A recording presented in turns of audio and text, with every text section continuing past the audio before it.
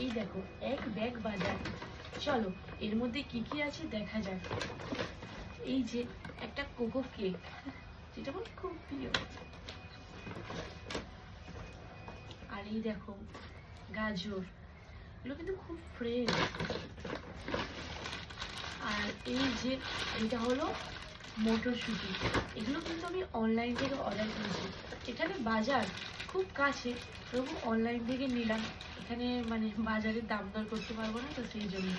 এটা হচ্ছে শসা, এখানে শসাটা একটু অন্যরকম। এই যে শসা, লেবু।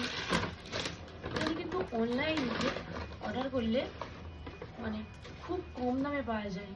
এই যে এটাও নিয়েছি ক্যাপসিকাম। এই যে বাঁধাকপি আর ফুলকপিটা দেখো কত সুন্দর লাগছে। ফুলকপিটা শীতকাল মানে ফুলকপি তো খেতেই হবে।